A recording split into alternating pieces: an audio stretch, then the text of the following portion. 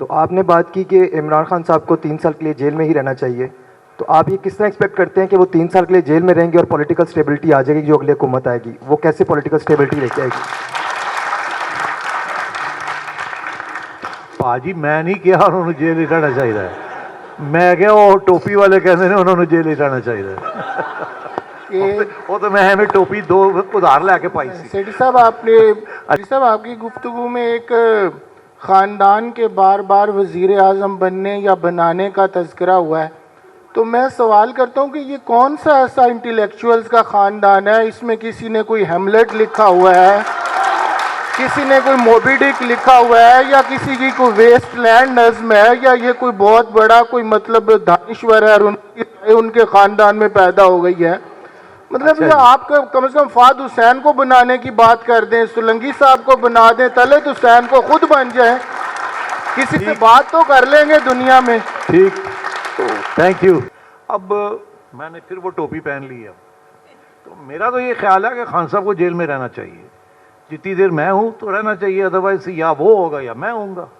तो ऐसे तो नहीं हो सकता कि मैं घर चला जाऊँ। तो बेहतर ये है कि खान साहब जेल में ही रहें तो अच्छी बात है, और उनके जो सपोर्टर्स हैं उनको टाइट करके रखा जाए, जैसे हम अभी कर रहे हैं, टाइट करके रखें, क्या बात है। बहुत से मुल्क है जहाँ इस तरीके से सियासत चलती है। बांग्लादेश में आप देख लें क्या हो रहा है। तो हमारे यहाँ क्यों नहीं हो सकता ऐसे? स्पेशली अगर मईशत चल पड़ती है और स्टेबिलिटी आ जाती है पॉलिटिकल, तो फिर व्हाट्स द प्रॉब्लम? तो प्रॉब्लम तो आएगा इन 2 years टाइम। फिर वही सवाल खड़ा हो जाएगा जो पहले होता रहा है हर दफ़ा जब 3 साल पूरे होते हैं। तो क्या उस वक़्त क्या फ़ैसले होंगे? तो ये अब वहाँ मैं नहीं जाना चाहता, it's too going to far ahead. But मैं समझता हूँ कि again there will be some instability building in. शुरू में आपको लगेगा कि स्टेबिलिटी आ गई है, खान साहब को साइडलाइन कर दिया गया है, केसेस हो गए हैं, कन्विक्शंस हो गई हैं, केसेस चल रहे हैं, जो आप देख रहे हैं इस चीज़ की चीज़ चलेगी जो नवाज शरीफ साहब को हुआ और जो नून लीग के साथ होता रहा 2015, 16, 17 में, उसके बाद सॉरी 18, 19, 20 में, वो अब बिल्कुल रील जो है उल्टी चलेगी। और जैसे वो कामयाब रहे ये भी कामयाब रहेगी उस हद तक। तो अब बात आई कि प्रॉब्लम कहाँ आएगी जो कि इस रील को रोकेगी? तो प्रॉब्लम तो आएगी उस वक़्त जबकि फिर 3 साल पूरे हो जाएंगे और आगे सोचना होगा करना क्या क्या नहीं करना। तो my assessment is this, and I am sticking my neck out. अगर तो 3 साल के बाद 3 साल और हो जाते हैं तो फिर एक सूरत होगी, सूरत हाल आएगी होगी। और अगर 3 साल ख़त्म हो जाते हैं और नए किसी के 3 साल शुरू हो जाते हैं, तो मेरा ये तज्जिया है कि जैसे किसी नए के 3 साल शुरू होंगे तो फिर खान साहब, इमरान खान साहब का सितारा फिर चढ़ेगा ऊपर। क्योंकि इतनी बड़ी सियासी जमात, इतनी उसके पैशनेट फॉलोअर्स, वो अकोमोडेट हों या ना हो वाया द इलेक्ट्रल सिस्टम, एक सेंटिमेंट तो है बाहर, एक पैशनेट सेंटिमेंट है।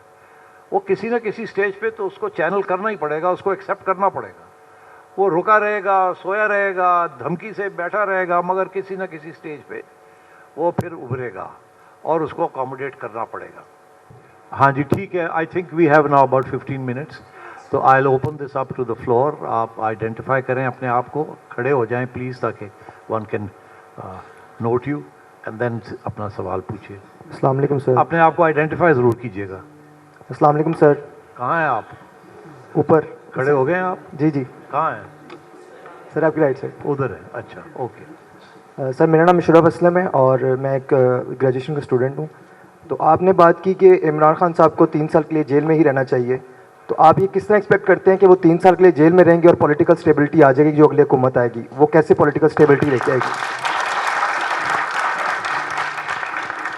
भाजी मैं नहीं कहा उन्होंने जेल ही रहना चाहिए, मैं क्या वो टोपी वाले कहते हैं उन्होंने जेल ही रहना चाहिए।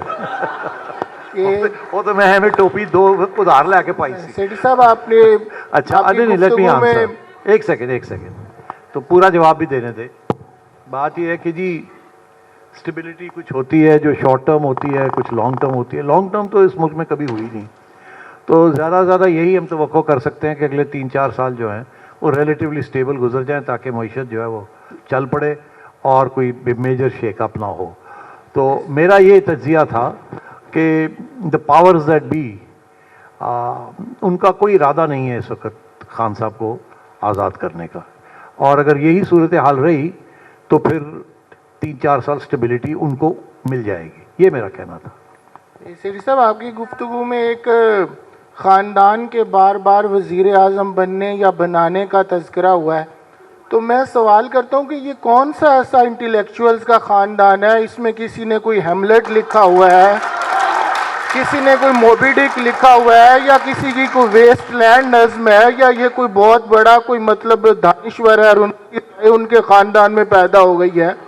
मतलब ये आप कम से कम फाद हुसैन को बनाने की बात कर दें, सोलंकी साहब को बना दें, तलत हुसैन को खुद बन जाए, किसी से बात तो कर लेंगे दुनिया में। ठीक, थैंक यू।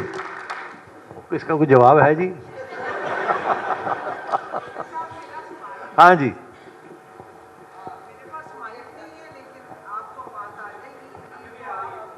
माइक ले लें। किसी को अपने अमल का जवाब क्या देते? सवाल सारे गलत थे, जवाब क्या देते? हाँ जी,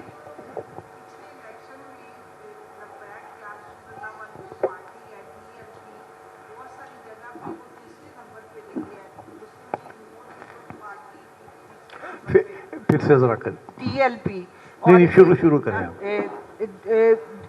पिछले इलेक्शन में बहुत सारे हलकों में टीएलपी जो यहाँ पे ये जो एक्सट्रीमिस्ट फाशिस्ट एक ग्रुप है वो तीसरे नंबर पे लोगों ने उन्हें वोट दिया, और फिर इस्टेब्लिशमेंट ने एक और पार्टी यहाँ पंजाब में बनाई थी, वो हाफिज सईद की पार्टी मिली मुस्लिम लीग।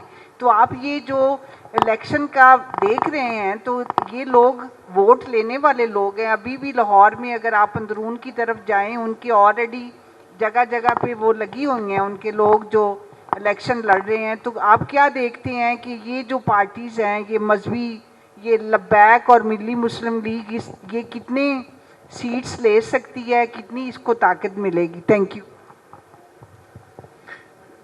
मैं इसमें अपने ख्यालात आपके सामने रखता हूँ। मैं सिटी साहब से रिक्वेस्ट करेंगे वो भी दें।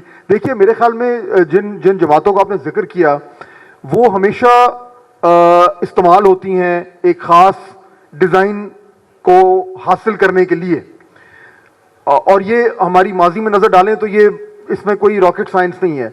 इस वक्त आज के दिन जो ये इलेक्शन होने जा रहे हैं, इसमें शायद उनकी उस तरीके से ज़रूरत पेश नहीं आ रही, क्योंकि जो आउटकम जिस आउटकम की ज़रूरत है वो हासिल करने के लिए जो तरीका है वो और मुख्तलिफ है। तो इस बारी चाहे वो टीएलपी हो, चाहे वो कुछ और इस तरह की जमातें हो, शायद उनके अपने हलकों में जो भी एज ए स्पॉइलर तो आ जाएं, लेकिन मेरा नहीं ख्याल कि उनका कोई बहुत crucial critical game changing role मुझे नजर आ रहा है। हाँ जी, I agree with him. I don't think it will be a game changer. वो उनका वोट है, वो मिलेगा उनको vote, but I don't think they will end up playing any major role.